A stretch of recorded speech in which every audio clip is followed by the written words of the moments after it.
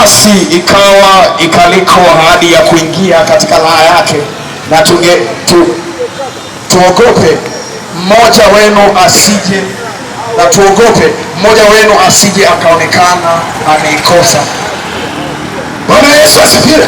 Anasema basi ikiwa ipo ahadi ya kuingia katika ufalme wa Mungu, basi na tuogope mmoja wetu hapa duniani asije akakosa kuingia katika ule mji mpya.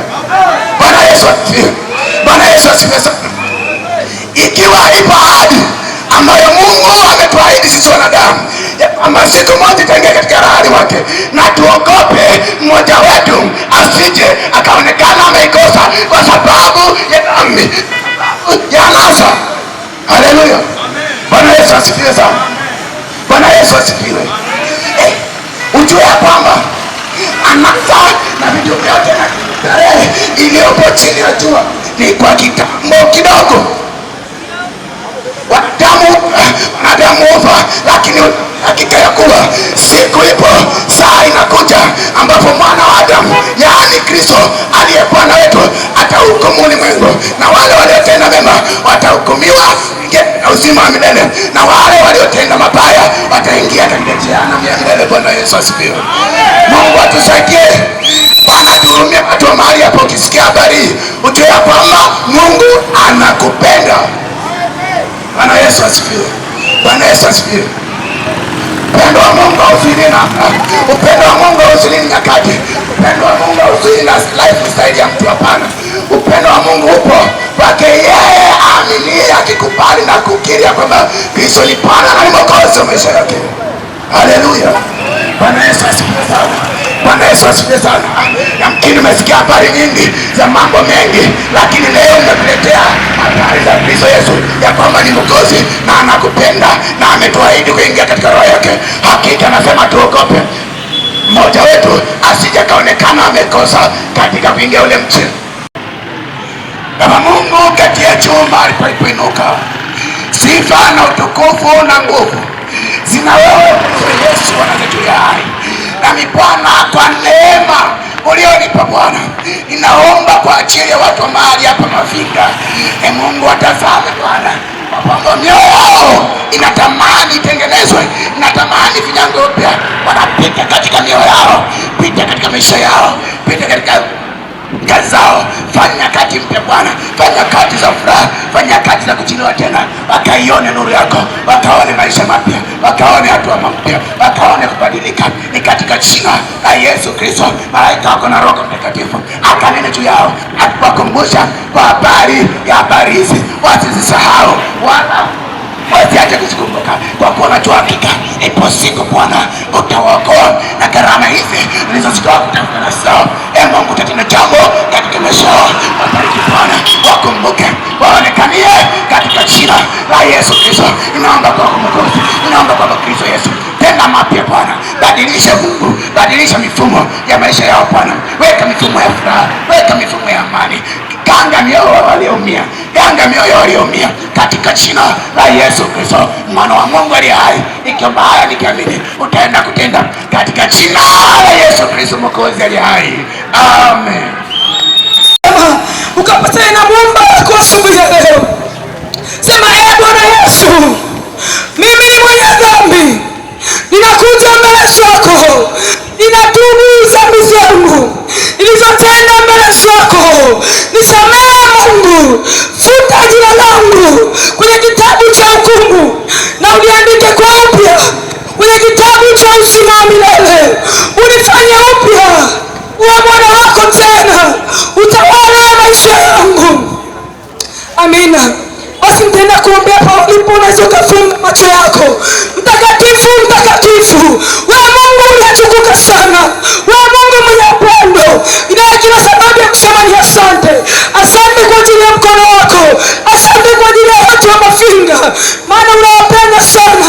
Ninakushukuru kwa ajili ya kila mmoja uliyempa neema kulisikia neno lako. Ninakusihi Bwana, nikafanyike mbegu moyoni mwake, na lako likasema tu katika maisha yake, nikageuza nia ya watu, nikageuza kila mmoja Bwana. Amen. Haleluya, haleluya. Haleluya. Bwana Yesu apewe sana. Hii ni habari ambayo inamwelezea mwanamke mmoja ambaye alikuwa kitoko damu kwa miaka 2. Mwanamke huyu aliposikia ya kwamba mwanaume Yesu Kristo leo anapita, akaazimia ndani ya moyo wake ya kwamba nitagusa pindo la vazi lake ili nami nipone. Sikia mama yangu, mwanamke huyu alikuwa kwa miaka 12. Neno la Mungu linasema alikuwa amezunguka kwa matabibu, yani kwa waganga, lakini asipone. Bwana Yesu apewe sana. Sasa nikupe tu siri moja mama yangu unanisikia. Hakuna mganga katika hii dunia anayependa kwenda hasara. Naomba nisikilize tena. Hakuna mganga kwenye hii dunia au yeyote kwenye hii dunia kwenye kazi yako unayependa kwenda hasara. Unafikiri mganga akuponye wewe upone mazima uende, nani atampa hela? Nini ndio wanayokifanya? Walikuwa wakimponya kwa mazingaombwe, asione ya kwamba amepona lakini hajapona, ili kesho tena arudi anunue dawa. Leo nikuambia neno moja mama yangu. Leo nikuambia neno moja kijana mwenzangu. Leo nikuambia neno moja baba yangu. Amekuja Yesu Kristo ambaye yeye katika huyo mwanamke yule aliazimia akasema ya kwamba haijalishi kuna watu wengi namna gani, haijalishi kuna watu wengi namna gani, lakini nitachukua hatua nimfuate mwanaume huyu, niguse tu pindo la vazi lake nami nipate kuweza kupona. Maana alijua ya kwamba leo amekuja yule, leo amekuja yule mwanaume wa wanaume, yani Yesu Kristo ambaye amefufuka msalabani, na leo amekuja kwa ajili yao. Kwambie mama yangu, Yesu Kristo anakupenda kuliko chochote. Yesu Kristo anakusamini kuliko chochote katika ulimwengu. Ndio maana akaitambua samani hii kutoa Dodoma tuleta leo Ilinga Mafinga ili tuje tukuletea habari zilizo njema za mwanaume ambaye ametukuka sana, ambaye anaisamini kazi yako, ya kwamba wako wanadamu ambao watakupenda kwa sababu na vitu leo, watakupenda kwa sababu na mali leo, lakini ujapoingia katika shida na magonjwa wanajitenga na wewe. Lakini mwanaume Yesu Kristo ameahidi ya kwamba hatakuacha, ameahidi ya kwamba hatakuacha. Kwako ni moyo wa kusamilia, ni moyo wa kupenda, umkiri yeye awe Bwana na Mwokozi wa maisha yako. Nikwambie tu mama yangu, haijalishi umetenda dhambi namna gani, haijalishi watu wamekuhukumu kwa namna gani, haijalishi watu wamekusema, babu naye Yesu Bwana wa mabwana, mfalme wa wafalme, mwamba usiotikisika, msaada uonekanao wakati wa matatizo. Bwana Yesu asifiwe sana. Utajiri na haki idumuyo inapatikana kwangu. Aliye na Yesu ana haja ya kutumia riziki kwenye biashara. Aliye na Yesu ana haja ya kwenda kwa waganga. Ukimpokea Yesu anabadilisha hiyo biashara yako ambayo haiuzi, wateja waje kwako. Leo ukimpokea Yesu, nakwambia leo ukimpokea Yesu unaenda kuuza tena, unabadilika kutoka unaenda dukani. Basi kama umeazimia ndani ya moyo wako ya kwamba unamtamani mwanaume Yesu Kristo, pamoja na watu walikuwa wamejaa, lakini kugusa pindo la Yesu, na wewe unatamani Yesu abadilishe maisha yako, wewe ni nyosha mkono wako. Pengine umeona haya, nyosha mkono wako mahali ulipo, utakiri maneno haya, sema: Bwana Yesu, Bwana Yesu, mimi mwanao nimesikia maneno ya watumishi wako, nimesikia maneno ya watumishi wako, naja mbele zako nikupokee Yesu. Futa jina langu kwenye kitabu cha hukumu, andika jina langu kwenye kitabu cha uzima. Nimekutenda dhambi ya Yesu pasina kujua. Ninaomba Bwana nikumbuke, ninaomba Mungu usisahau dhambi zangu. Yesu Kristo unirejeshe kwako. Fumba macho yako nikuombee. Baba, katika jina la Yesu Kristo wa Nazareti aliye hai, Bwana ninaomba juu ya mama mmoja, ninaomba juu ya baba mmoja ambaye Yesu amesikiliza habari yako njema, ambaye Yesu anatamani kukuona Bwana ukibadilisha juu ya maisha yake, katika jina la Yesu Kristo. Enyi vipepo, enyi mapepo, enyi wachawi ambao mnashikilia watu wasimjue Bwana, katika jina la Yesu Kristo nimetumwa kwa kazi moja, kuharibu kazi za shetani na mipango yake, kwa damu ya Yesu Kristo, na watu wampokee Bwana, na watu wampokee Bwana, maana ndiye kimbilio la kweli. Ewe Mungu, yoyote aliyetoa muda wake Bwana kusikiliza habari hizi njema, Bwana hautampungukia leo. Bwana ikawe siku ya tofauti kwao, kwa jina la Yesu Kristo, na kila mwenye kuamini na amen. Amen. Yes, basi nipende kuchukua wakati huu, nipende katika viwanja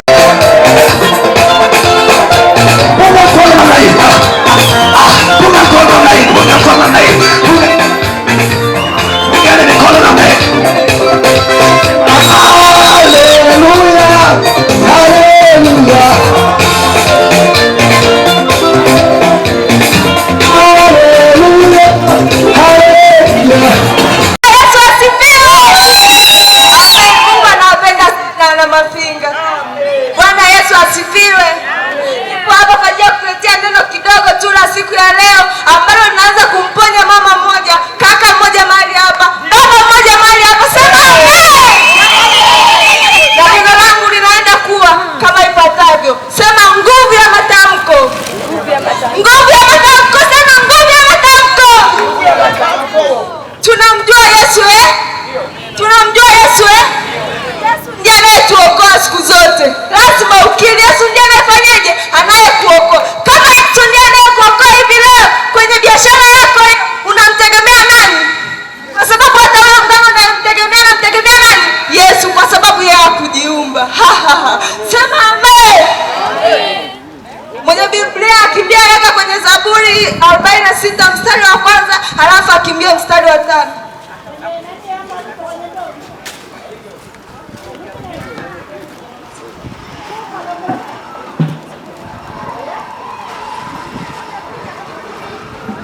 Utokana msaada utakaoonekana tele wakati wa mateso. Soma pia mstari wa 5, unasema Mungu yu katikati yetu,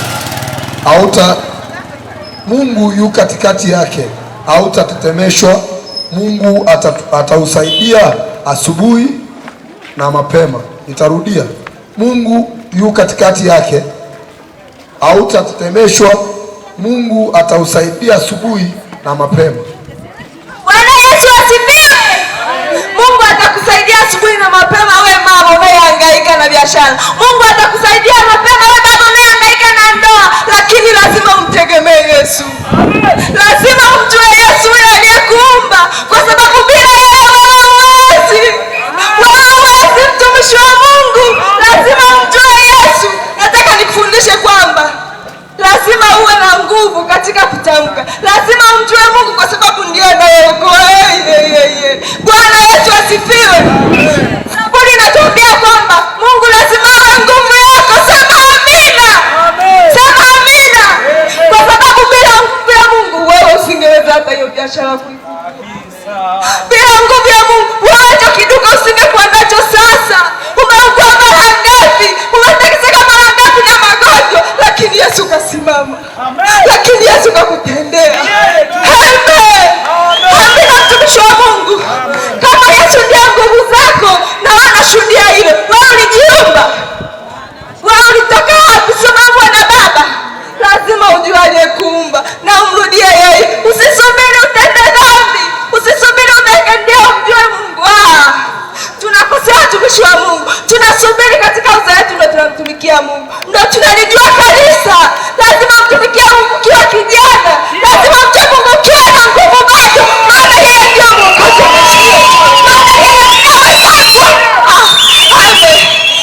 Kama sio nguvu ya Mungu, wewe mwenyewe ni shuhuda. Umetegemea ngapi binadamu? Na amekufanyia nini leo? Umeanza wangapi na biashara zako, lakini leo amekutelekeza. Wamekufanyia unafiki mara ngapi, mtumishi wa Mungu? Wamekufanyia mabaya mara ngapi, au binadamu tegemea? Kama sio Yesu ungekuwa wapi? Kama sio baba leo ungekuwa kama sio Yesu yeye kuokoa, ungekuwa kutumia mbili. Ungekuwa unafanya biashara, ndoa yako ingekuwepo. Sasa hivi ungekuwa na biashara unayoifanya. Lazima umtegemee Mungu katika biashara yako, katika maisha yako. Lazima uwe na nguvu ya matamko na kufundisha siri moja ya ufalme wa mbinguni. Lazima ujue kutembea na majira ya Mungu. Amina.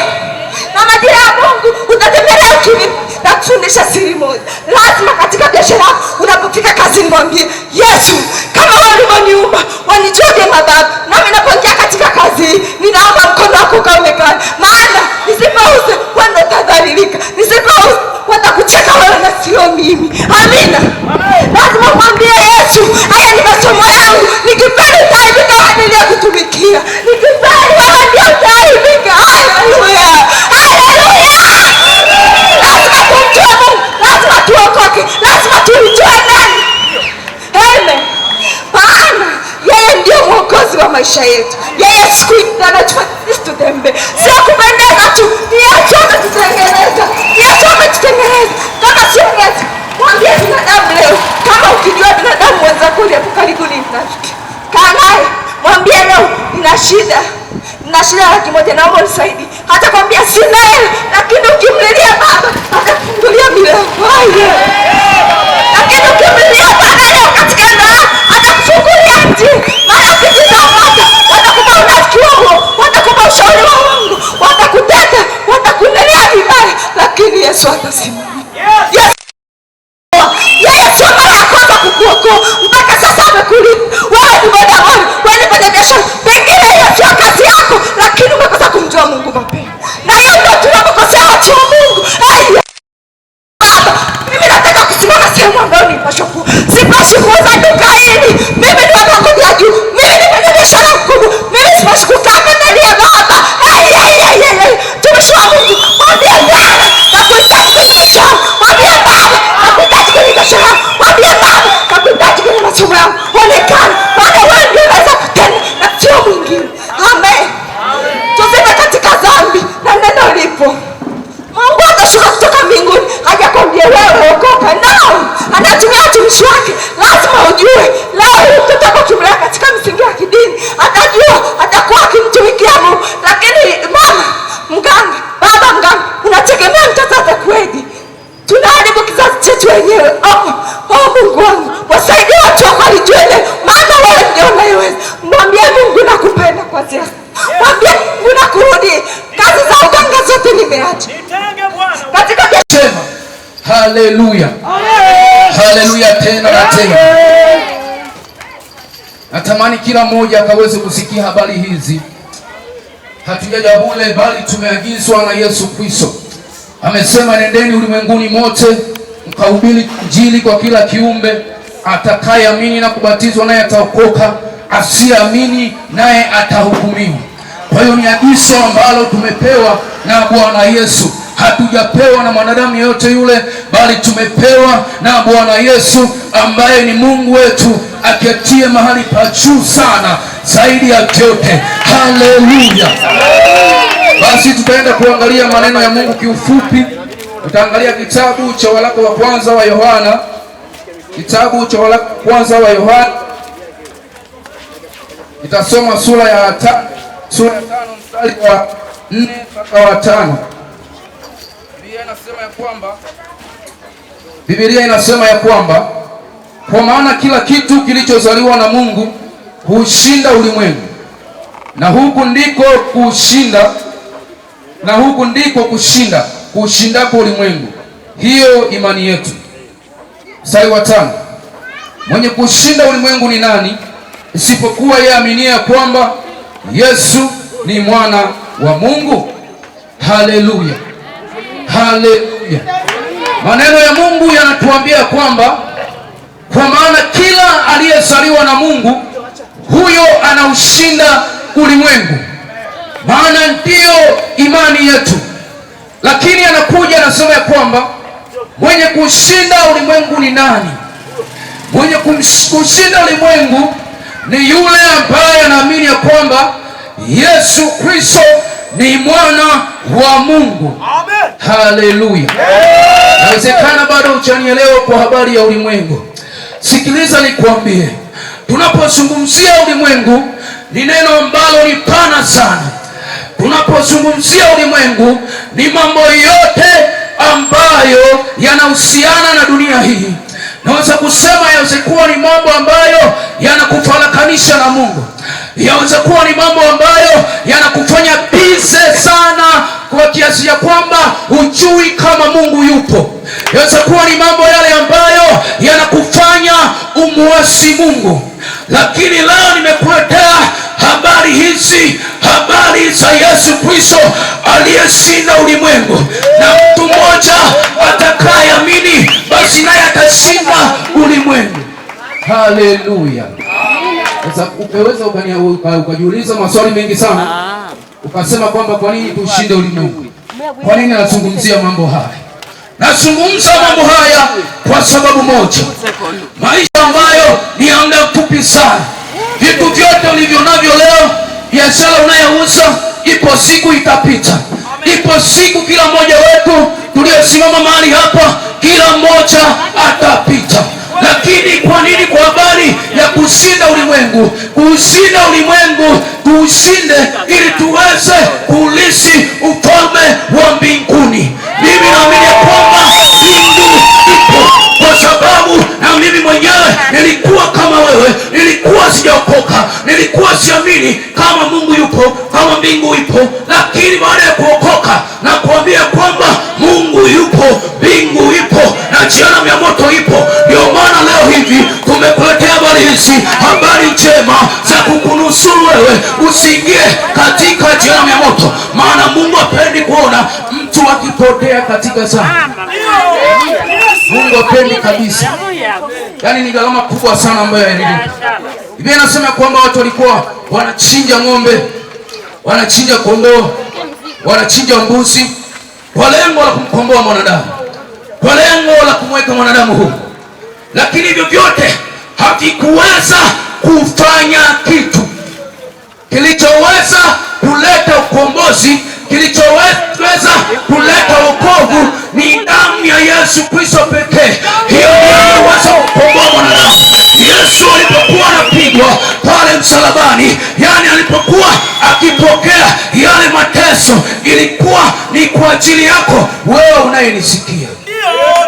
Sijui kama unapozia habari hizi, sijui unazichukuliaje, lakini nikwambia kwamba hakuna ambaye anaishi milele duniani. Walikuwepo watu wakapita, walikuwepo na vitu vingi wakapita, walikuwa na historia kubwa wakapita, walikuwa na majina makubwa wakapita, lakini katika kupita kwao walipita nini? Mungu atusaidie sana watu wa Mungu. Hivi leo watu wanashindwa kumwelewa Mungu ambaye aliwaumba.